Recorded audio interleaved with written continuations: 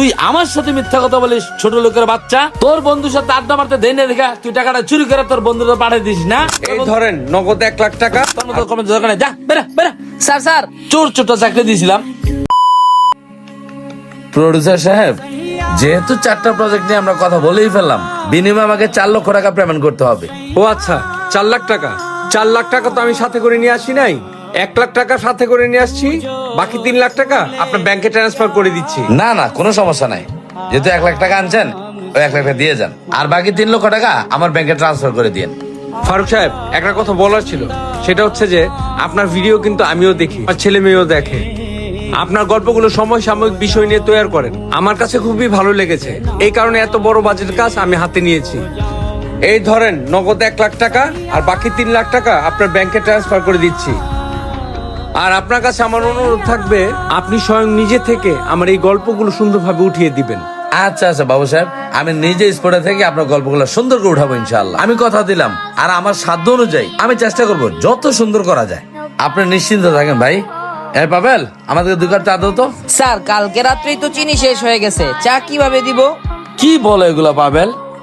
তোমাদের কি দায়িত্ব কেন বলতে কিছু নাই? একটা মেহমান আসে, তাকে চা দিবা, এখন বলো চিনি নাই। এগুলো কোনো কথা হইলো? আগে ভাগে খেয়াল করবা না? আচ্ছা স্যার, একটা কাজ করি, নিচেই তো চায়ের দোকান আছে, আমি এক্ষণ যাই আর চা নিয়ে আসি। ঠিক আছে, 1 মিনিট স্যার। আরে পাবেল দোস্ত, কি অবস্থা তোর? কি রে, তুই আবার আমার অফিসে আয় পড়ছিস কে? দেহস না স্যারে বইয়া আছে, কি কবি? চালু চালু কম। ও মামা, সারে আছে। তুই না করলি আজকে লাঞ্চ করাবি, এর লিগে আইছি। কি কোস তুই? এখন লাঞ্চ করতে কেমনে যাবো? দেহস না গেস্ট আইছে, গেস্ট তুই আমি কেমনে যাই? কাজ আছে অনেক। আরে মামা, তুই তোর স্যারে ক, স্যার লাঞ্চটাও করে আসি, লগে চাটাও নিয়ে আসবো নে। 10 মিনিট লাগবো মাত্র, তাইলেই তোর স্যারের ছুটি দে।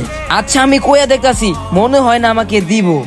স্যার, আমি তো দুপুরে খাবার খাই নাই, বাইরে গিয়ে খাবারটাও খাই আসি আর একসাথে চাটাও নিয়ে আসি। এই পাবেল, তুমি তো তোমার বন্ধুর সাথে গল্প করতে করতে এখানেই 10 মিনিট কাটাইলা। তাছাড়া তোমার বন্ধুর কি কোনো আক্কেল জ্ঞান নাই? এটা একটা অফিস না নাকি বাসা বাড়ি? যখনই যতক্ষণ চলে আসে। ঠিক আছে, তোমার যাওয়া লাগবে না। এই বাবু সাহেব, চলো তো আমরা নিজেকে চা খাই আসি। আর শোনো, অফিস থেকে 1 পাও লড়বা না, আমি না আসা পর্যন্ত। কথা মনে থাকবে? জি স্যার, জি জি। তোরে বেটা আমি বারবার কইলাম অফিসে উঠাড়াবি না বেটা। বেটা মানটা নষ্ট করে দিতেছে না। চুপ করে বল। কি ব্যাপার? হ্যাঁ পাবেল, হ্যাঁ পাবেল।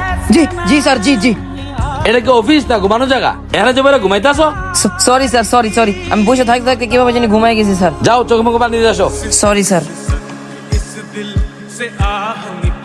পাবেল, একটা কাজ করো তো, ভদ্রলোক টাকা দিয়ে গেল না 1 লাখ, টাকাটা ব্যাংকে জমা করে আসো।